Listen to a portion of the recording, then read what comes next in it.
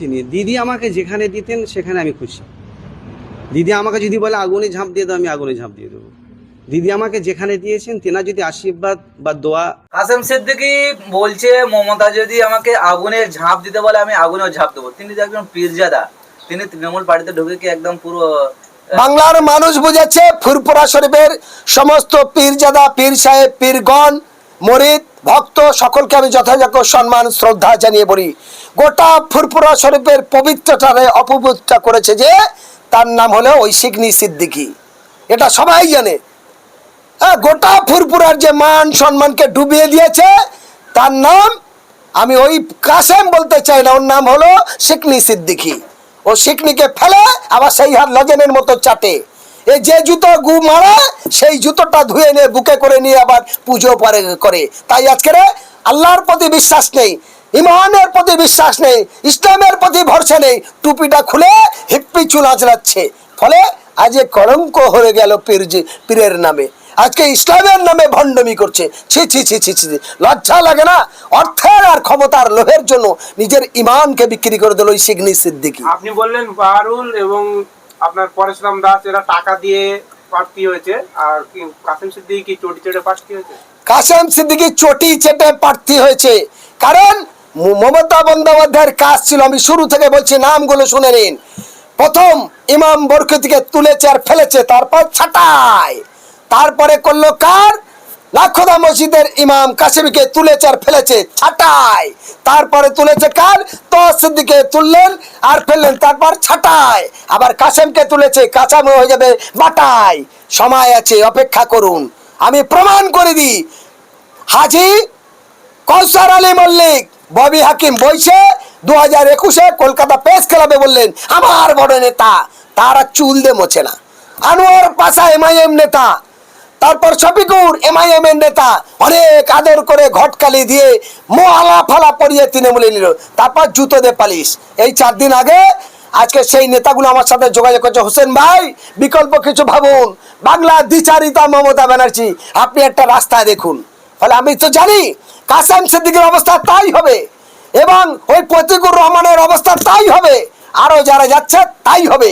মমতা ব্যানার্জি কেমন দ্বিচারিতা আরো একটা প্রমাণ শুনবেন, শুনে রাখুন।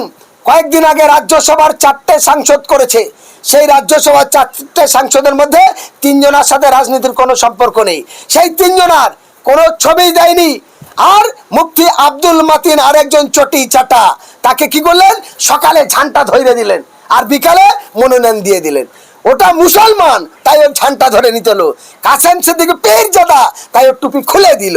লজ্জা লাগে না? ছি ছি ছি ছি ছি। আর আরো 2 জন আমভোগ, যাদের বাংলার কোনো মানুষ কোনো লড়াই কোনো আন্দোলন কোনো কাজে দেখেনি, তারা আইএসএফ বলে করতো, আইএসএফ কোনো রকম পায়নি লোক, ওই রকম ভবহুরে বেকার আনপাড় মানুষকে ক্যান্ডিডেট করেছিল, নূর আলম আর মঞ্জুল লস্কর। বাড়ি কোথায়? দক্ষিণ 24 পরগনায়। আর ওদেরকে পতাকা ধরাচ্ছে কোথায়? আমডাঙ্গায়, উত্তর 24 পরগনা। বুঝুন, গায়ে মানে না আপনি মোড়ল। ফলে সন্ধ্যেবেলা দেখাশোনা, ভোরে বেলা বিয়ে, পরের দিন এলো বউ হাওয়াই ছুটি ছেলে কোলে নিয়ে। এই মমতা বন্দ্যোপাধ্যায় তাই তো আজকের তার দলের নেতা বলেছিল যে মমতা এ কেমন মমতা, লাল মমতা না সারা মমতা। ওরা বলে দিদি, আমি বলি বৌদি। কত নাটক করবে, কত নাটক করবে। এই বাংলাকে শেষ করে দেওয়ার দায়ী যে, তার নাম মমতা বন্দ্যোপাধ্যায়। ফলে এই জায়গা থেকে বুঝতে হবে। আজকের একরামুল বাগানি আর আপনার মোফাক্কের ইসলাম, সেখানে তারা কোনো সন্ত্রাসী করেনি, যেখানে হয়েছে সেখান থেকে 17 কিলোমিটার দূরে তিনি কথা রেখেছেন। এবং ডিএম কে ডেকে নিয়ে, এসপি কে ডেকে নিয়ে মালদার ডাইরেক্টলি বলেছে আমরা পারছি না, আপনি দয়া করে জনগণকে বলুন যে অবরোধকে তুলে নিতে। মোফাক্কের ইসলাম হাজার মানুষের সামনে নিয়ে বলেছে, ওগো ভাই, ডিএম সাহেব অনুরোধ করছে অবরোধ তুলে নেবে কিনা, তুলে নাও তুলে নাও। তারপরে অবরোধ উঠলো। তাহলে মমতা ব্যানার্জি দ্বিচারিতা, চিটিংবাজ, প্রতারক, কালপিট। তাই মমতা ব্যানার্জি সত্যটা সামনে আনতে পারলো না। আপনারা দেখুন ওই ভিডিওটাকে, আপনার স্ক্রিনে দেবেন, ওই ভিডিও দেবেন, তাহলে বুঝে যাবেন। আজ সেই মমতা বলছে এরা দ্বিচারিতা।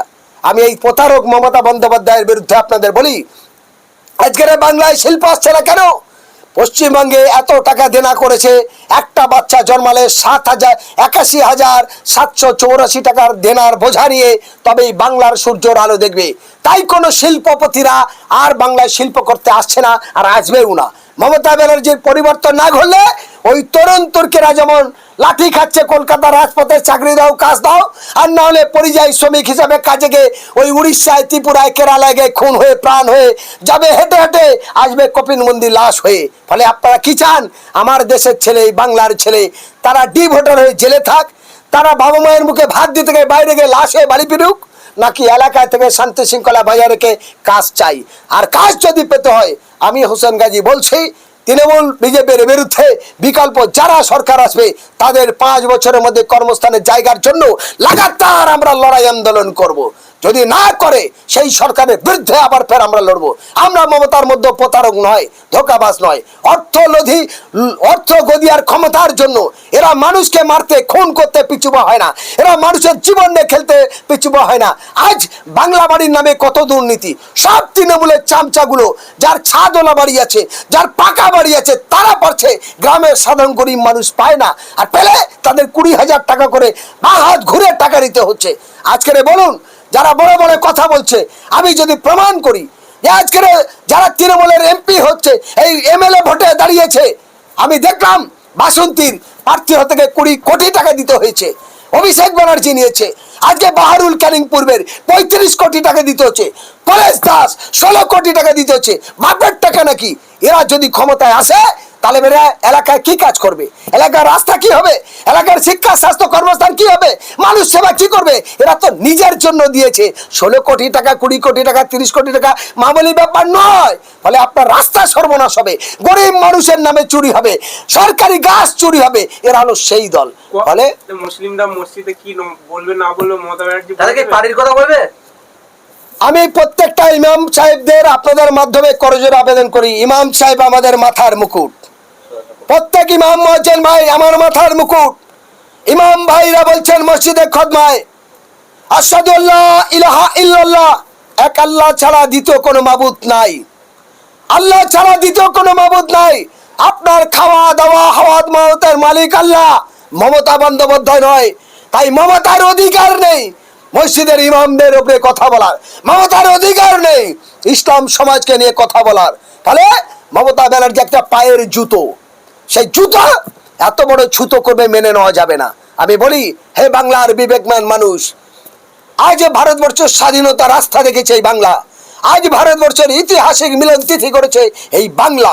সেই বাংলার শান্তি সংহতি সম্প্রীতির স্বার্থে আসুন একসঙ্গে কাঁধে কাঁধ মিলে এই নোংরা নর্দমায় কালীঘাটের ময়লা বেঁকে এর ফাঁক ফেকানিকে বন্ধ করে দিই আমরা।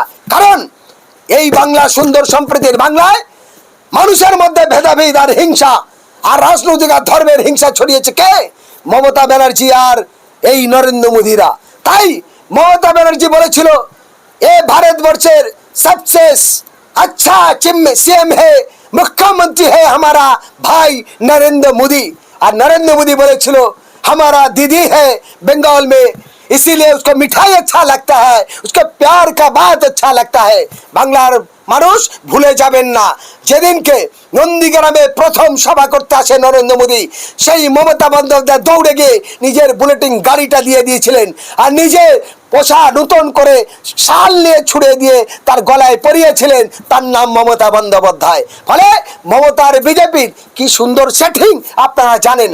কাসেম সিদ্দিকীকে দিয়ে রফা হয়েছে অর্জুন সিং এর মাধ্যমে কয়েক হাজার কোটি টাকা নিয়ে, সেই টাকায় মমতা ব্যানার্জির বিমান চড়ছে। কিন্তু মমতা ব্যানার্জি একটা প্রমাণ করতে পারবে না, নওশাদ সিদ্দিকী, হুমায়ুন কবির বলতে পারবে না, কংগ্রেস বলতে পারবে না, আপনার ওই এমআইএম যে তারা ওই বৈঠক করে নিয়েছে। কিন্তু এটা খুব পরিষ্কার, মমতা ব্যানার্জি জবাব দিক যে আজকের দেব থেকে শুরু করে আর এদের অভিষেক ব্যানার্জি থেকে শুরু করে ফিরোজ হাকিম থেকে শুরু করে সব নেতারা হেলিকপ্টার চড়ছে। এই হেলিকপ্টার কি মমতার কালীঘাটে তৈরি হয় নাকি?